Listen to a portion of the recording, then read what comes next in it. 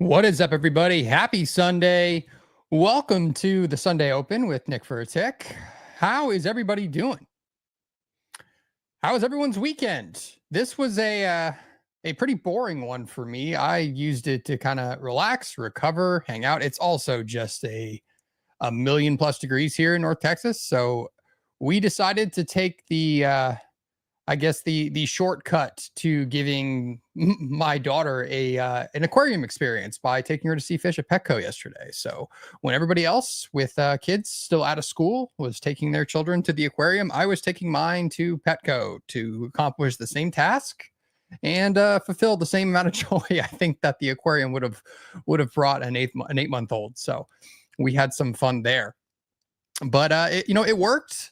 She was very well entertained. I actually was debating on sharing the photo on X, but yeah, it's one of those things where as a young dad, you're still trying to find ways to either stay inside during this Texas heat, but also keep the child entertained in between naps. So we had a fun weekend, but it's been pretty lackluster in the Nick4aTick household. So good to see everybody. Thank you everyone for hanging out, stopping by on your Sunday. If you've never seen this show before, if it's your first time joining me here on your Sunday evening, welcome. Basically, what we do is we attempt to get you roughly prepared for your week as far as, what may happen is in the big four that I think a lot of us are trading intraday, being ES, NQ, GC, and CL. So we'll talk about those four major indice futures, as well as everything else that's on the docket as far as economic releases, earnings for this week, and just other big events that are potentially going to be going on. If you were under a rock in the last 12 hours, you missed our lovely fearless leader announcing a trade deal with the European Union of a 15% tariff and I think some foreign investment in the US and a bunch of other talking words that were kind of used to describe the deal in various tweets and statements that were coming out of the White House. So we did have that big news today. So I would imagine that's going to be reacted relatively positively by equities as we open here. If it has not already been priced in, I guess is always the debate when some of these things get released. But the other biggest news was probably another kick the can pause with the China trade deal. So for the time being, they are going to continue to pause pending negotiations on any and all tariffs going forward, with probably what is the biggest announcement that I think the market's going to be anticipating, which is some kind of deal and the overall tariff numbers with China, since that is going to affect, I think, a lot of things here in the United States, probably more than the average person would realize. So while the market is still pending that news, we have at the end of the week kind of the go ahead, I guess, with the rest of the tariffs for the August 1st deadline. Trump has said that the rest of a couple more deals may be announced. I think he was saying 3 or 4 countries still kind of pending some negotiations or some more letters that are going to be due and put into effect by August 1st. So not only do we have all of that to keep us on our toes this week, but it's FOMC week. So Jay Powell will be back, most likely with another pause in not doing anything as far as raising or lowering the current Fed funds rate. So we do have FOMC on Wednesday, followed by Powell's lovely purple tie press conference that I'm sure a lot of us will be anticipating the afterglow of the trade during that press conference. It always is a bit of an interesting trading opportunity. I'm never great at trading it, but we'll see if on Wednesday, if X, Y, and I can find some decent trades and potentially what is that volatility. But since the market is, I think, all but knowing that we're likely just going to pause maybe one more time, possibly going to get a cut towards the later half of or I guess now we are in the later half of the year, but towards the end of the year, we'll see if there's any gotchas or as far as, anything else that comes out of the FOMC meeting this week. But I'm not expecting much as far as fireworks. I would imagine it's a relatively lackluster trade compared to, ones we've had previously. So we'll see about that. But before we dive into the prep, how did everyone do last week? If you recall last week's prep, I was talking about a lovely magical area. Actually, it was lower. It was down here in the kind of 63.40s to 35s was the area we were talking about last Sunday that I was looking for some aspect of a reaction towards. Personally, I was looking for a larger reoffer, maybe to stay in this 3-week balance that we were kind of in ES. But the market didn't care at all about that. In fact, it basically just took right off, retested it, peaked a bit lower, and then we were once again off to the races in another march to new all-time highs and then more new all-time highs. So I didn't have a great week. I'm barely green, I think, across options and everything else that I was doing. It was not my best week. I got caught a little bit just trying to trade this little chop the last day and a half, and Friday took a loss early and just kind of decided to hang it up for the week. So nothing too crazy as far as anything I was looking for last week, but for the most part, I think we're in the same equation where I once again am drawing a magic blue box, just like I did, I guess, a month ago, down in this 62.50s area to the 62.40s. This new area that I'm drawing, I want to see some aspect of a volume build above 64.40s to 64.33s, 32s. So the same kind of thing I was looking for in this, about 100 points lower, I'm looking for up here. So if we once again see consolidation, volume starting to build above this area, and we very much could with the tariff pause on China and with an EU deal and with more Mag 7 earnings on the docket for this week. I mean, why not? Let's just keep grinding higher and making me just smack my head against the wall trying to ever short this for more than 30 seconds at a time. It just seems like it's a constant uphill battle trying to find decent shorts, except when we're in, balance or consolidation like this. So from here, I guess the way I'm kind of gauging this week is, especially in ES and NQ, is do we see that initial kind of breakout? And then does this area hold? For example, if we start to get super bullish with this news out of the weekend and we kind of just peak above and start trading in the 64.60s, 64.40s, does that hold? And then into tomorrow's open, do we start to see, interested buying come in that spot? Or do we kind of peak above, fail back into last week's range, in which case I'd be looking for potentially a return back inside the 6400s and as low as kind of the previous week's value area low down here towards the 6350s. So you see this lovely old balance area that we were in that basically was between the 6240s and as high as the 6350s. So if we don't see any initiative buying above this, I would expect us to rotate back down towards those 6350s in the early part of this week. But all bets are off when it's summer trading and we just continue to march higher and higher. We just kind of keep getting, if you guys have remembered, it seems like we continue to do this type of structure going back a few weeks or a couple months back into June, or you get a multi-week consolidation. We kind of break up higher. We don't really retest some of these. If we go back even a couple months, this is what we've been doing since Liberation Day. It's just once that bottom was kind of put in, it's just been an off to the races kind of F you, punch you in the face type of rally that everyone seems to have hated, including me, just because we just never repair structure. We never come back down.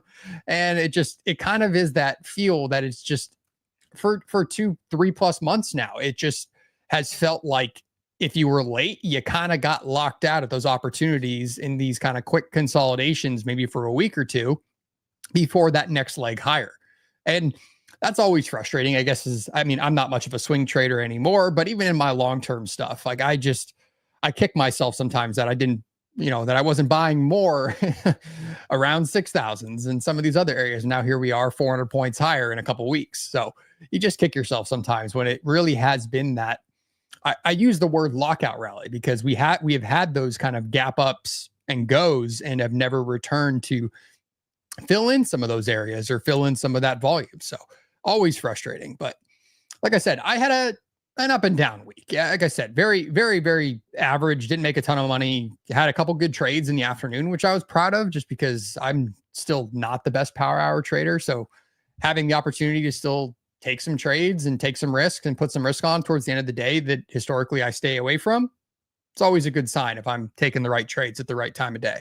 So we'll see if that continues this week. But yeah, Wit, crazy, depressed. I'm not a swing trader. I know it really seemed like there were plenty of opportunities to swing long post those Liberation Day lows, and I continue to try to day trade it instead of just longing a few micros back in the 5800s or something, and just being very happy a few weeks later. It seems like that was the easy the turn your brain off trade and just buy. And obviously, you do things like that in your long-term stuff, but in my swing trading account, which has basically just become an options trading account these days, it just seems like I just forget the idea to do that at times. Yes, Leo, I am still very upset that I missed that long. I think where was that? That had to be back towards like the 5100s. Like, am I crazy? Like 5150s on ES. Like that might have been on the June contract, but yeah, 1,000 points ago, thousands of points. Yes, I am still depressed because that type of trade, it's a great one. Like, hey, why don't I take that long with a couple micro ES and just forget about it for a couple months, knowing we're probably going to be trading higher than 5,100. So something I still need to get better at when get out of the day trading mind every once in a while. So yes, Leo, I'm also still complaining about the gold trade from November. So, I'm going to complain a little more about missing some of these in the swing time frame, including that trade, which for some reason ripped like 40 points in the hour that you and I were on the air. So it is what it is, I guess. But anyway, let's see. Where are we? We are 3 minutes to the open for Globex. So as we do every Sunday, before we kind of dive into the rest of the prep and continue to talk about, where we may go, give me your thoughts. I would imagine, at least how I'm leading this, is at least the initial reaction off the open is probably going to be some kind of stupid gap up. But let me hear your thoughts. Anyone have an opinion on what this open may be like? I have a feeling it's going to be a little more fireworky than it was last Sunday when we basically did absolutely nothing, opened right around settlement. But I'm curious to hear from y'all in the chat. Are we gapping up? Are we gapping down? Or are we going to open right around settlement, which basically is going to be around that 23,420s to 30s spot, roughly, depending on your software, I guess. But yeah, I think previous day close. What was that? 422 on NQ. Yes. I think 420s as well, like somewhere around there. 422s. EU China trade noise, right? I mean, the market's probably going to react positively, at least in the open tonight. I would imagine it's going to be positive and probably to the upside. But I've been wrong many times, as I continue to be live on stream for everyone to see. I have no problem being proved wrong by the market in a trade, in any sort of call I make. But I'm going to say up, and probably violently. If we gap up above this spot, it would not shock me whatsoever. Like a gap up and go above this level would be actually really funny. So we'll find out in about 60 seconds. So get your perspective in. I'm going to guess a gap up somewhere around or in this box, at least as the kind of opening print. Something stupid like that makes a lot of sense, at least in the 6440s, the 6435s.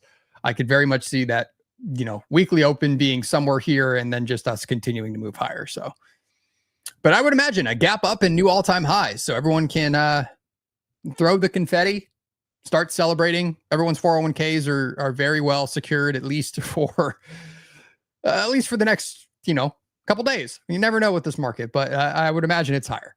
So we'll see. NQ above 450. Let's see. Ivan says 6440s and 485s in the NQ. Wit says 550s in NQ. So that would be fun.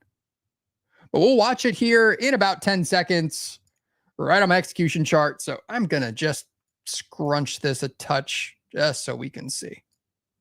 So 3, 2, 1, we are open, and a violent gap up right above that box, like I would have guessed. NQ well above the 500s, currently trading at 530s, and just a violent 5-point spread. So week open on NQ 520, week open on ES, I think right around that 440. Yeah, what was that? 440. Yeah, we'll see what it actually printed. So the gap ups have it. But I think since we gapped up above it, like I said, coming into tonight, I think this blue box is going to provide some kind of reactionary area, given that we just kind of gap up right above it. So I'm going to continue to leave this here and kind of hope for the best, that it's going to act as some aspect of a pivot. But in the meantime, I mean, for anything outside of intraday scalps to the short side, my weekly pivot's going to be back closer to kind of 6,300 on the old SPX chain. So I'm going to leave it there. But week open on ES going to be right around that 64.50s evens. So we'll see how that shakes out in the early part of this week. But this is about as bullish as it gets for a Sunday open. I see a quick 150 lot to the on the buy side at 64.45s on ES. So the buyers are out tonight, but the illiquidity on the NQ DOM is something to behold currently, with a 3-point spread, and it's ones and twos for about 10 points. So good luck to anybody that has already taken the trade. Yeah. Has anyone pressed the button? You know, this is a safe place. Leo, yes, the blue box gamma is in the room with us.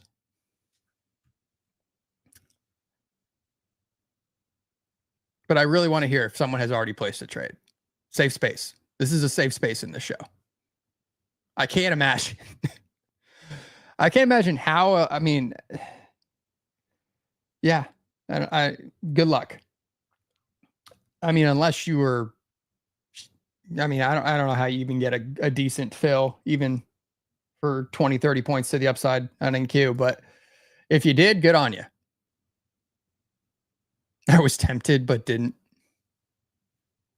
So yes, my lovely blue magic box, Leo, we'll see how much support or resistance it reacts. But okay, don't shame me for my blue gamma box that you are going to continue to shame me about, because it did provide a lovely bit of support for the number of weeks. When I drew this coming into that Sunday on June 29th, that was a decent spot. Ended up being the point of control for the week and the month open for ES, and then continued to act as support for 3 weeks. So something with my magic gamma boxes, I guess, that you can say there is something factual there, at least sometimes. So, all right, this has just been silly thus far, but let's jump to NQ. So NQ, just like ES, not quite as violently to the upside. It actually felt like ES was kind of dragging NQ up by its collar at times last week. ES was just completely bullish. NQ kind of had a double distribution that was a little more interesting, had a few other opportunities to kind of,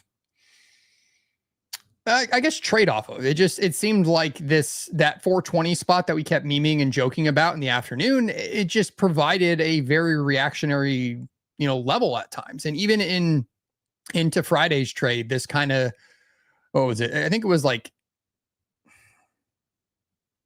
no, was it? I can't remember the actual specific number, but well, okay, now I got to look, because it was driving me nuts watching the absorption. Okay, I guess it was like the 390s on Friday in the early part of the session. The amount of just absorption that was taking place there was kind of insane to watch. So an area that I'm kind of keeping an eye on is basically going to be that 420s to 390 spot roughly on NQ, at least in the early part of this week. If we get some sort of reoffer to push us back into last week's distribution on NQ, do know that value area high is right around that the meme level of 420s. So I would imagine that still is going to provide some aspect of support and resistance in the early part of this week. But for the most part, it seems like we were in that 3-week balance, and the top edge of that balance basically was that 23,100 spot, ended up being kind of last week's low, and acted as a great spot to potentially take a long off of. So, you know, for the time being, I would imagine this balance, unless there's new news, unless everything else that's on the docket for this week like changes this narrative, I would imagine it's still very much going to be buy the dip. And I think there's going to be those reactionary levels off the 23,000 kind of 220s here, the value area low from last week. These two distributions basically is what I'm kind of looking at for this week.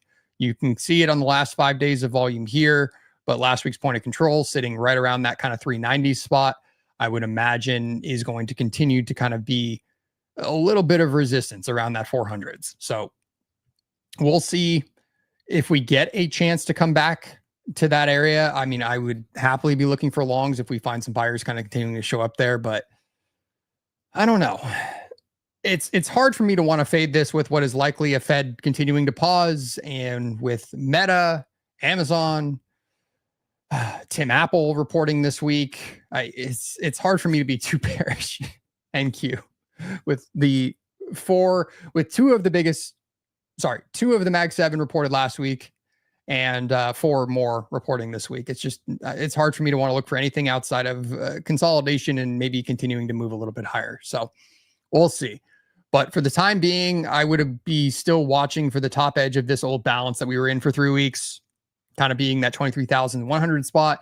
In the event of complete Armageddon, whether it be from Powell or something terrible out of the trade deals, or we just get just very poor earnings from the Mag 7, then the same spots we've been talking about, the biggest one I'd be looking for is back down here towards the 22,800. So your bear case, do we get another reactionary rebid off that kind of 820s to 800 spot? We'll see. But the bottom edge of this balance and that big old point of control that was sitting there going back to kind of the end of June still was a very reactionary level that I'm going to continue to watch to see, do we find buyers there? Because if we lose that, it may get a little spicy to the downside, but that might take a real catalyst, something actually negative that's going to shake the market out of this just multi-week continued grind up higher. So not necessarily a bearish case, just levels to the downside that I'd be watching for a potential rebid. So I don't think I can't imagine we're going lower unless just something really changes. But as always, I give you both sides of this trade of least areas that I'd be watching for. And then below that 800s, it gets slippery down towards another 500 points, which would basically put us at this kind of 300s to 250s area. So not saying any of that's going to happen, but we have to talk about the areas to the downside more than anything else. So to the upside, I mean, unless you're looking at fibs or option levels, I don't know how you get too many specific targets to really be, focusing on. But at least for me, I mean, I don't necessarily look for all-time high targets even higher. I always look for decent areas back inside structure that I can long or short off of, and then the next take profit. As you guys know, it's always going to, for me, it's just, sometimes I just get so in the weeds of a short time frame trade. I'm not looking for much further outside of the next couple minutes and the next area that I'm looking to target. So yes, the EU did make a deal with the US on trade. I think it was a flat 15% tariff on EU goods. So your olive oil just went up. At least that's what the joke was in my household text thread this weekend. So that made me laugh. So that's where Nick's going to be hit the hardest is on the imported olive oil, I guess. All right. So that's NQ, still just continuing to find some buyers, holding that 520 spot for the time being.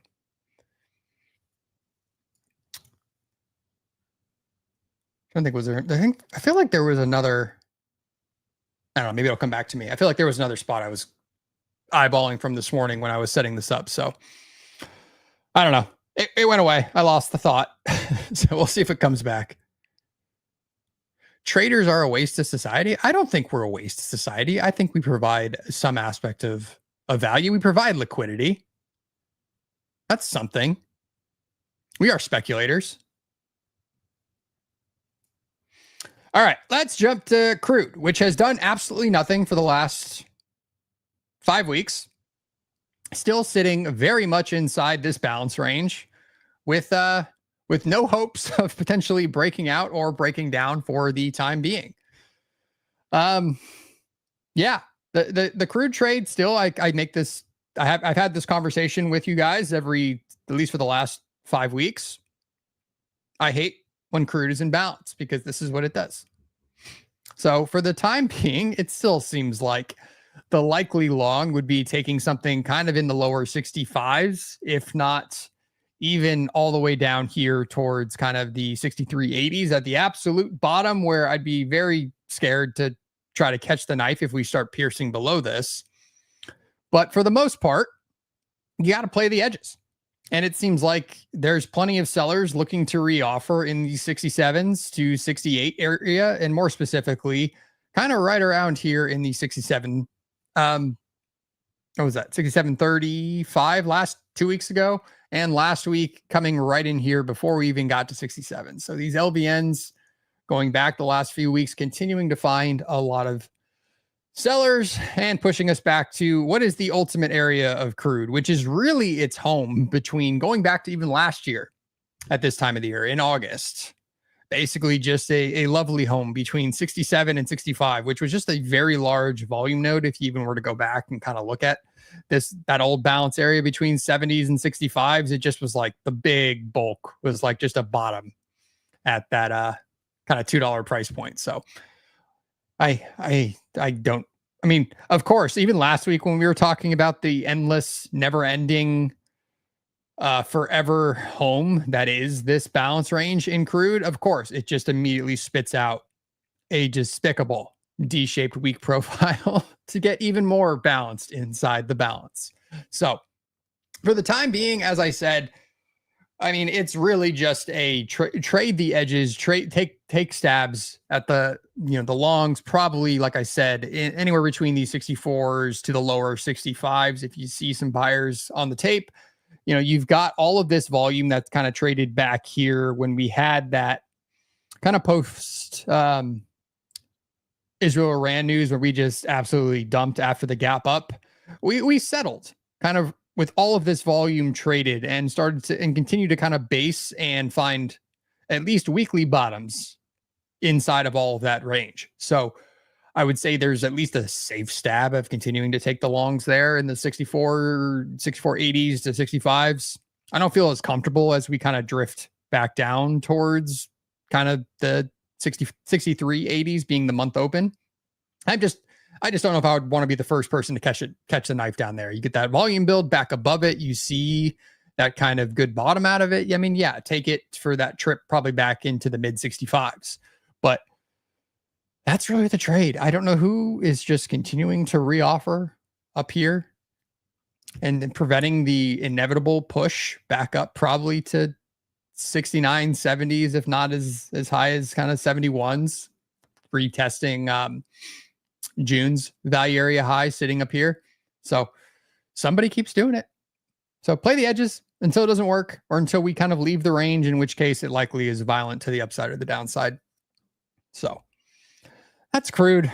Doesn't look like it's a fun trade right now. Just stuck in this range. Play the edges. I hate it. Somebody else can trade this for me. I have no interest this week. But yeah, let's go over to gold, which was a bit of a volatile week last week. Gold did roll over, or at least I rolled it because I was prompted to. So that old balance range, or that old area that we've been in for weeks, which basically was kind of between, I guess the 3400s and as low as kind of the 3280s. Basically, that has shifted up. Let's call it 50 points with rollover. So keep that in mind if you were using those simple round numbers to kind of trade gold. It's changed ever so slightly. So I'll call it 50 points, but maybe somebody else knows the exact, rough spread difference and where it's kind of trading now. But nothing has really changed. You've got the bulk of all of that volume still kind of sitting basically between the 3370s and now as high as I guess let's call it the 3450s, kind of catching some of this other volume back from June in what is now the December contract for gold. So you had that absolute violent move to the upside, kind of breaking this balance. And it looked like, hey, maybe we're going to go make a new all-time high. No, absolutely smacked in the face, back down to value, which kind of makes you laugh if you were playing the breakout and hoping for an all-time high that we just immediately reject and settle right back into where all of the volume has been trading for the last, I don't even know anymore, because I ran out of days to load in my charts going back into April. But this range has been here and continues to kind of just meander in that 100 points. And so not a lot has changed. I'd still be looking for, longs down here in the kind of 3370s for that eventual breakout move higher. Because I don't know what we're waiting for to make that move or potentially come back and retest some of the lower areas. We just continue to meander and probably are forming a wedge. Somebody can draw a wedge with crayon lines for me and actually show me it. Someone can post it on Twitter. I'll look at it. But that's what we're doing. So for me, I'm trying for some reason to want to sell this. I don't know why. I just think eventually we're going to clean up. I guess I'm just betting on, and last week I almost looked like an idiot, but betting on before another all-time high, maybe we come down here and retest some of these lower areas. That's kind of what I was looking for. So still hasn't worked. We still haven't made a decision in gold. I don't know what exactly we're waiting for. For all I know, we're going to go to 4,000s, but for some reason, I'm just kind of wanting us to come clean up some of the structure a little bit lower before we do that. So as equities have continued to just rip 30% without any sort of, 1% pullback any times, I guess that's when me looking for some aspect of a cool off in gold. But for some reason, everyone is still sitting pretty above 3,000s and is probably looking for fours. So play the edges, crude in range, gold in range. One of these days, maybe I should actually trade gold. It's just, I don't know. Someday I'm going to do it. Every once in a while I do. But as far as day trades, I just don't do it. I don't know why. Probably because every time I try to do it for day trades instead of swing trades, it never works for me. I just seem to be on the wrong side of a move. Anyway, I digress. So, did YM do anything interesting? No, pretty much still in balance. Made a new all-time high, gapped up just like ES and NQ. But probably, I guess we'll see if it catches up a little bit to equities. We had that very bullish move escaping value in ES and NQ. Let's see if the old YM wants to catch up and make a very violent move to the upside this week. I don't know what everyone's talking about in the chat, but yeah, anyway. So, yeah, I don't really have much of an edge on YM. We gapped up right around this little range that we were kind of in for the last few weeks. Yeah. Anyway. Gene, yeah, we're going to go back to ES. I always do a quick recap of ES before we jump out of here. So we'll come back and redo ES after I get through earnings and data. So we'll do that here in a second. All right. So on the economic calendar front, it's a pretty loaded week. Tomorrow morning will be our lightest day when we just have, I guess, depending on the type of trader you are, you have Dallas Fed manufacturing coming in at 9:30 Central Time, followed by a 2-year note auction and a 2-year note auction, a 6-month bill auction, a 3-month bill auction, and a 5-year note auction. So for our bond traders out there, some important ones with at least the 2-year to pay attention to. Still waiting for one of these to move the market like that 20-year auction did probably a month plus ago, however long ago it was. But that was a fun day. So pretty light Monday. And then going into Tuesday, we have a gaggle of releases with trade balance, retail inventories, wholesale inventories. And we have jolts. Jolts would be the biggest one, followed by consumer confidence. Both of those coming after the bell at 9 a.m. Central Time, followed by Dallas Fed Services revenues at 9:30. I don't think those really move the market usually, but jolts likely will. So we do have that. A 7-year auction at noon Central Time. And then the main event on Wednesday, we will have GDP, quarter over quarter PCE. Oh, there's a whole bunch. Pending home sales. And then the main event, the FOMC, followed by Powell's presser. As always, as much as I would say everyone knows the Fed's not going to do anything, we're just going to pause another month. And then we look forward to everyone's favorite. One of these days I would love to go to the Jackson Hole Symposium next month, as always as it is in August. So there will not be there isn't. Yeah, there's not I don't think there's an FOMC in August because of that. So that will be kind of the last major event that we will have for the Fed until all of them are back out of their blackout period shortly after this week. So we will have the Fed's interest rate decision followed by the press conference. As I said, likely, unless it would be an absolute shock to the markets if they did cut. But everything is pricing in them just to hold steady and not do anything. So we'll see. Obviously, everything is going to come down to the press conference and the questions that are asked.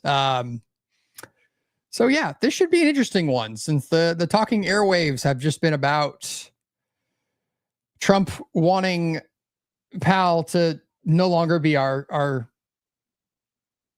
Fed chairman. So we'll see how that shakes this out for this FOMC and that presser. So I will be on with XY on Wednesday in the afternoon, trading the close, trading the fallout of that press conference.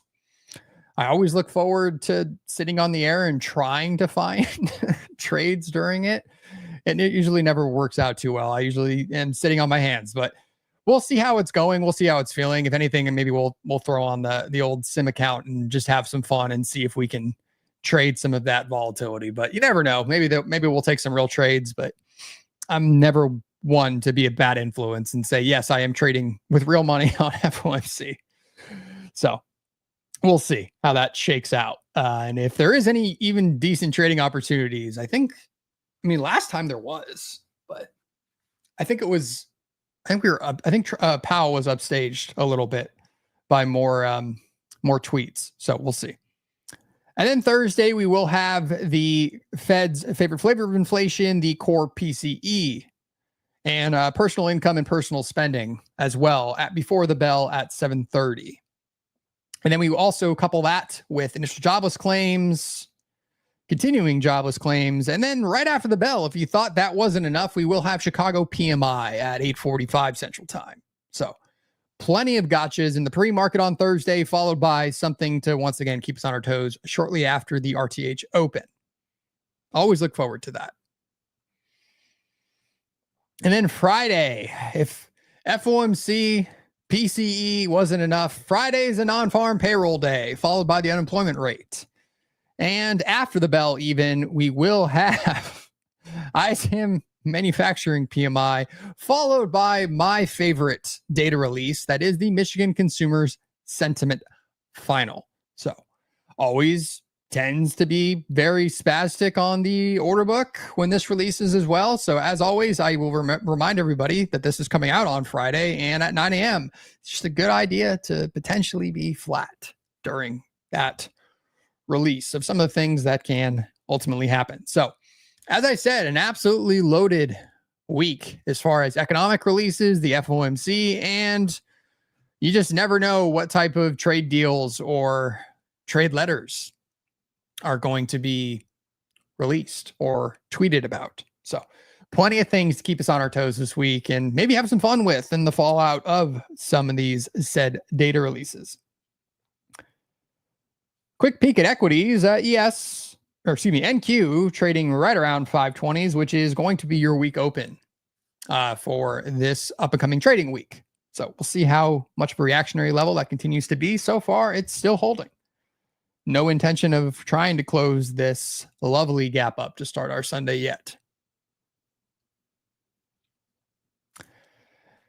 And then, if you hated earnings season from last week, it's back, and it's back with a vengeance, as plenty of single stock traders are going to have a very fun week with all of these lovely organizations.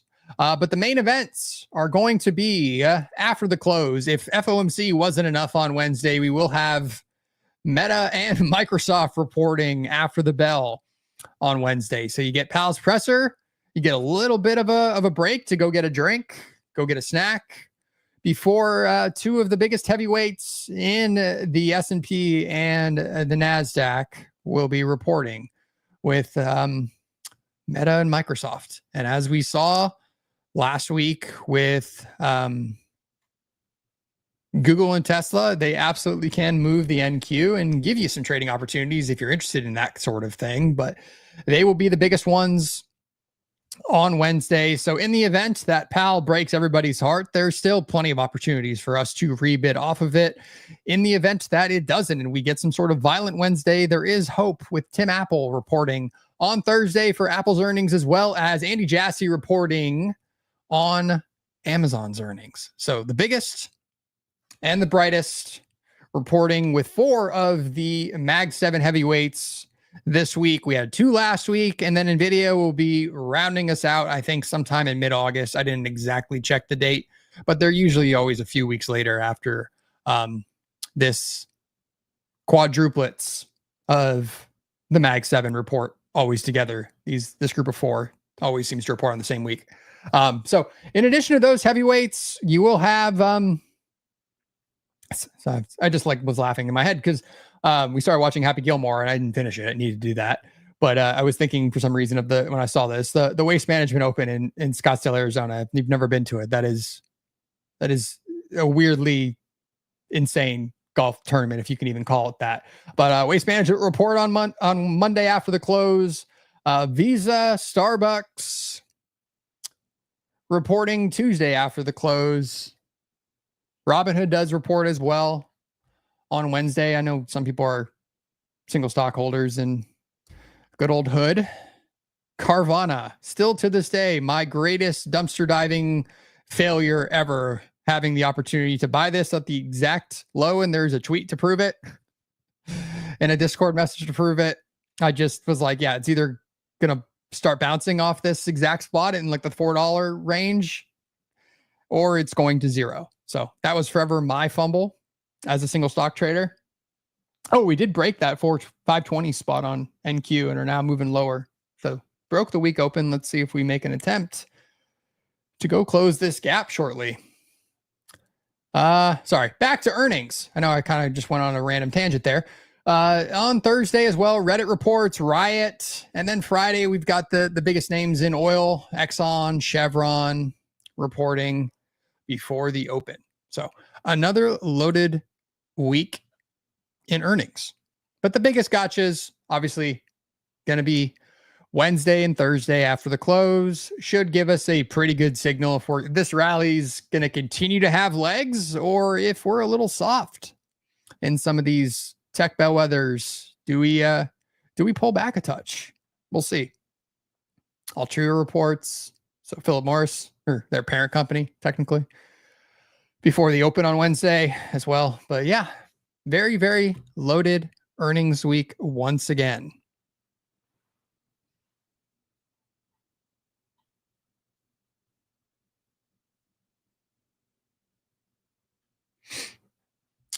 All right. So let's get back to equities. Did ES? Oh, that's why. My other chart was like very much still way too zoomed in. I was like, is ES like not even close to pulling back like NQ did? No, we were well off the screen in my other chart. So we've reached the portion of tonight's show where if there are any questions, anything you'd like to know about me, anything you want me to dive deeper on, I will happily throw myself to the wolves and answer any sort of questions, things you were curious about, or anything else in my prep, ideas, things that we might want to talk about. I don't know if I missed any, so give me a second as I go back through the chat. What's the blue box represent? Gene, it represents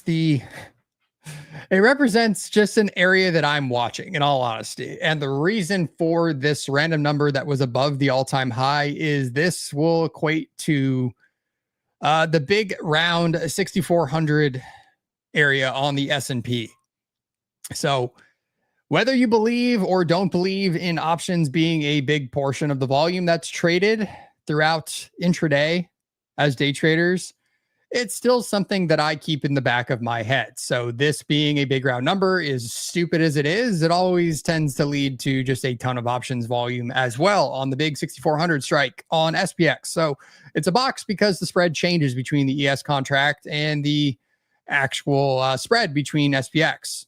So as they come closer together, this box in theory gets tighter and tighter, but I'm basing that off the 6,400 strike on SPX. So that is roughly going to be the spread this week. It's a little less than 40 points, but I give myself a little bit of a gray area. I think it's actually like 34 right now. So I think it's the bottom edge of this box. But for me, it just is going to kind of act as some aspect of a reactionary level. I just want to see if we continue to hold in RTH kind of above this for me to trust in some longs, or if this is some sort of gap up and then we can't find anybody interested in buying above that area, just being that it's a big round option strike too. If we fail, gives me confidence that we may reoffer and find buyers a little bit lower, perhaps closer down here towards 64 on ES. So that's kind of the logic behind the box. I know it's sometimes as stupid as and simple as that, but for me, sometimes those big round numbers act as random areas like we were seeing going back to this one, which equated to 6,200 on SPX, and it acted as a reactionary level for a number of weeks. So that's kind of why I do it. I don't necessarily take trades off of it, but it's just kind of tells me, are we going to continue to march higher? Like, I guess coming at the end of this week, like if we were to look at this like next Sunday when we do this prep, when I do the show, did I find a very small amount of volume traded in here, meaning like we completely kind of went up and just gapped up and left and we had no interest in trading here, in which case I'd be watching for this to kind of fill in the coming weeks? Or did we have a ton of volume that traded, up and around this level, whether it be us continuing to kind of poke it and then fall back in, but just continuing to kind of meander around that spot? That just tells me something. So when you look at this next Sunday, I'm just curious the type of volume build that occurs in this area. It just helps me identify spots that I may be trading off of in the future, as well as kind of be gauging, perhaps, like I said, this rally continues to have legs. This may be a spot that we may continue to kind of use as support and resistance a little bit, at least for the next week or so. So that's kind of the logic behind why I do it. But yeah, we'll see. Doesn't it always close the gap before it seriously goes up? No. In fact, there are gaps on the September contract that we have still not filled. So it does not have to fill them. We could roll over and never fill those gaps. So we'll have to, I hate Sunday gaps because I guess whatever in me wants them to be filled just from a volume structure perspective. I would imagine this one gets filled this week, but we'll see. Given that we kind of gapped up over what is likely going to be a big option strike this week, being 6400s, I would imagine there's a high probability this one does get filled. It's some of those other ones that occur, whether it be on a Sunday or, in the overnight session. Some of those we have left behind and they don't necessarily get filled.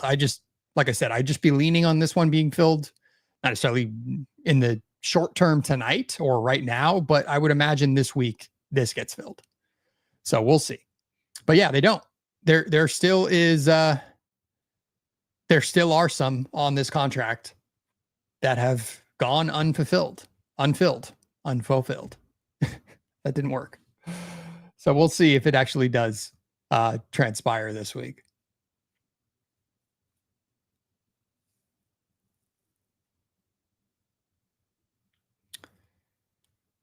But yeah, let's see. Scrolling back for questions.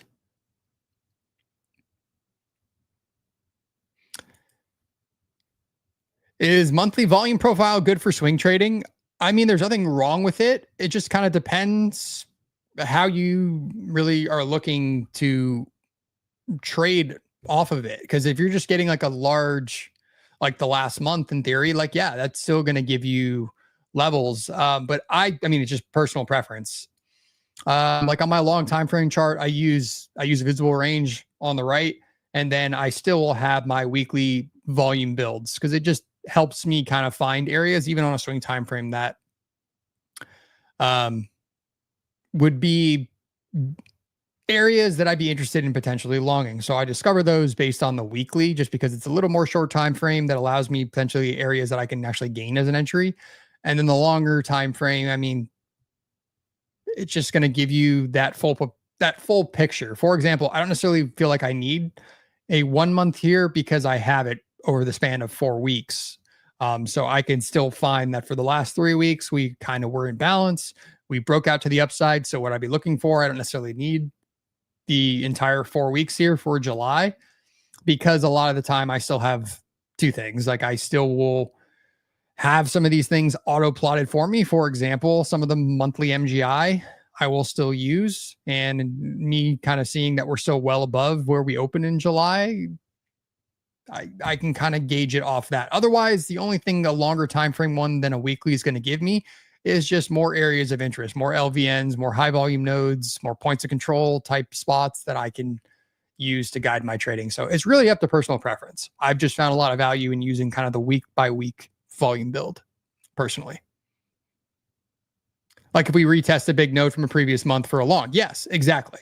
Like if we were to come down, kind of retest like the point of control for July, which off the top of my head, I don't know what it is. I would imagine it's somewhere back down here. I mean, it's probably somewhere in the meat of this, I would imagine. It could be down here towards kind of the 60, 63 somewhere, closer to 6,300, excuse me. But yeah, in theory, if we retested and you saw that kind of holding and you saw us kind of taking off from there, then yes, you would potentially be looking to long off areas of volume structure where there was a ton of volume, and now we are continuing to build above that high volume edge. So what's up, Nick? Could you check out gold and get your insider thought process on it? Yeah, we did. And I have no discernible edge on gold this week. This is interesting. I guess that's what I will say. Yes, we are back into the same dreaded balance area that we've been in for weeks. It feels like months, if not. So gold rolled over, or at least I rolled over to the December contract in gold because NinjaTrader prompted me to, based on the parameters that I gave it to queue a rollover. So June basically was trading whatever 50, 60 points higher than kind of we were trading on the old contract. So rolled over. We made that attempt last week to kind of go retest the all-time high. Yeah. That previous month high as well, up here towards kind of the 35 30s. And you failed, and you kind of failed toward the latter half of the week relatively violently. But we settled right around kind of the center of this balance that we've been in for, like I said, months. So it's interesting in that we had that type of violent sell to the downside that basically just retraced the entire week's volume and closed on the lows. So I would take that seriously. And even if I wanted to take that stab long down here towards kind of the July open in the 3370s, I'm cautious of another violent reoffer maybe coming back in, perhaps up here at kind of the 3430s, 3440s, last week's value area low sitting here at 3442. So cautiously looking at this move and potentially taking it seriously that we possibly could go explore lower prices, maybe finally. I don't know. It kind of got head faked by this by this break of balance and potentially go retest the all-time high, and you failed. So given that we did that and did it in the manner in which it occurred, maybe a little bit more cautiously looking at longs in that area, the bottom side of this balance, just a little more cautiously. That's all. I've been trying to manifest a breakdown in gold with how bullish equities have been somebody in the chat could probably tell, like, have I had a week going back the last few weeks that I haven't been still saying I'm looking for this to come retest some of the lower sides of this structure? And just because if we continue to march higher in equities, I'm waiting for like, hey, do we get out of the risk asset of gold and everyone's back in equities? So maybe there is some sort of pullback. It just never seems to happen outside of the, small cool off towards the bottom edge of this range down towards 3300s. So we'll see.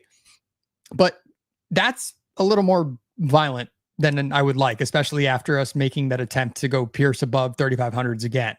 So we'll see. But that's how I'd be looking at it, cautiously looking to long the bottom edge of this range, just because we continue to kind of meander and have for months. So until we leave, I'm going to be more hands off. Like I have no interest in really trading this, but I'd still be looking to play the bottom side of this volume the structure that we've built. Going back well before my data is populating on this chart, because I think I have 150 days, maybe. I don't remember. I think I had like 4 or 5 months that I've built these charts, because I try not to break my charts since I have to load these in real time for people. So yeah, that's kind of the read, but we'll see. I don't love that failure and now falling back into the range. We'll see if there's another attempt. But if you lose this 3370s, I would love to see this come down here and kind of retest the 3300s. But we'll see. So not a great edge, but that's kind of how I'd be looking at this. But I've been looking for longer time frame shorts in gold for, I don't know, when was the first all-time high? Early in July that we made the first new all-time high. I was looking for a cool off in gold. We just haven't gotten it yet. So anyway, we'll see. But yeah, we're reaching the end of tonight's show. So if there are more questions, if there's anything else someone wants to ask me, feel free to throw it in there, but we'll see. I'm going to do a quick recap of ES, and then we can let you all get out of here. Have you ever monitored FX futures such as the famous 60? No, I have never dabbled in the FX futures chain. I honestly, it's never like appealed to me. Even the products that are available from the CME, like I just have never been a Forex guy, and nobody's been able to convince me to want to trade FX futures. Leo, you can say that, like, let's trade gold tomorrow. Let's be serious. There's a 0% chance you're going to do anything outside of trade NQ. Like, and even me trading ES and trade the close just to do that. Like, I'm very close to rebuilding my NQ chart, or just pulling one up and trading it, just because ES has been absolutely just driving me nuts. The fact that I have to sit in a single trade for the entire time period of the show. So I may be throwing NQ on this week if I get frustrated on Monday. Well, I may be trading NQ on FOMC. That sounds more fun anyway. You will. You're bet. Okay. So everyone, you heard it here first. On the Sunday Open, Big Cat himself, Leo the Tiger, is going to be trading gold tomorrow with me in the afternoon. If he does not, you have my permission to shame him in the chat for the entire 90 minutes of the afternoon programming. So he's going to trade gold. If he does not, if anyone sees him throw up an NQ chart and place a trade, you can shame him. He has to take at least one frustrating GC trade. Whether it works or doesn't, he's going to be frustrated taking it. He's going to be frustrated looking for it. So everybody will encourage him and call him out if he is not taking a gold trade. If we see an NQ trade, you guys can let him have it. So that's that. But a quick recap of ES, and then we can get out of here. Everyone can get back to their better plans on this Sunday evening than watching me just rant. He won't even have an NQ chart. I'll believe it when I see it, sir. But yeah, I'll let you all get out of here, but we'll do a quick recap of ES. So hard to argue with the bullishness of the previous week, breaking out of this balance to the upside and this lovely gap up and go above my magic blue box here in ES. So I take that seriously. I would imagine this gap gets filled, so nobody can say I'm crazy. I would imagine we fill it in the early part of this week. It makes a lot of sense that we would do it at the very least. So we'll see. Is this some sort of look up and fail, or are we just going to be off to the races with the tariff news, with FOMC being a pause, all but known, and with Meta, Microsoft, Apple, and Amazon reporting? Do we just get more reason to continue to bid this up to what is eventually probably 6,500s here in the coming week? We'll see.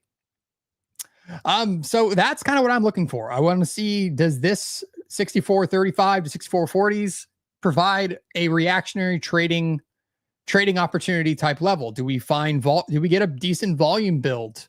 Do we get a nice little node here in this area for this week? That would be very encouraging heading into something like Microsoft and Meta to kind of give us a signal to continue to trade higher if there are positive earnings out of them. Or do we look above and fail and fall back and kind of retrace some of last week's structure, if not go as low as kind of the top edge of this balance range? And that's kind of where my weekly pivot, at least for the longer time frame, is going to be sitting. I'm not getting too bearish unless we kind of, honestly to God, lose this balance area as well. But I would imagine we find buyers coming back down here towards the top section of this balance. This balance box is a little bit higher in the OFL, like auto plot, but I could see us kind of falling back into this kind of 63.40s as well. So we'll see. So that's the prep. Like I said, magic blue box, as Leah likes to call it, my gamma in the room box is going to be sitting in the early part of this week. We'll see how reactionary it actually how much reactionary level or any sort of visual it actually provides us this week. I just want to see, does this create a node? Is it just a peak above and fail? Or do we get a good volume structure kind of building in this area for us to move and continue to make new all-time highs? So I hate the summer trade. I'm ready for it to be over. I'm ready for some August volatility. Let's see if we get it based on seasonality. I have absolutely no idea. There's too many catalysts that could keep pushing us to the upside, in my personal opinion. I keep thinking we're going to get some sort of cool off, and this market just continues to make me look like an idiot for trying shorts at any time outside of 30-second increments. So we'll see. I very much am interested in trading this week. This should be a fun one, guys. FOMC, more trade headlines, and Mag 7 earnings on deck. So gear up. It's going to be a fun one. I really appreciate everybody hanging out with me on this Sunday. If you haven't already, please do hit that thumbs up button. It helps me out. It helps the stream. It helps more people find this show and hang out with us on Sunday nights. So as always, I very much appreciate everybody spending their Sunday evening, their Globex open with me, talking about it. So as always, the NinjaTrader Clue will be back tomorrow morning, bright and early, I believe, 8 a.m. Eastern, to give you guys some lovely pre-market analysis and prep, talking about what is on the docket for your Trading Monday. So please do tune in. I will be back tomorrow afternoon to trade the close with Mr. Leo the Tiger himself. As I said earlier, if anybody sees him with an NQ chart, please do publicly shame him on X, publicly shame him in the chat, and we will make sure it is known that he did not live up to his words of wisdom in saying he's going to trade gold. So everyone hold him to it. I will see you guys all tomorrow. Everybody have a very safe and lovely rest of your weekend. And trade safe out there, guys. Cheers.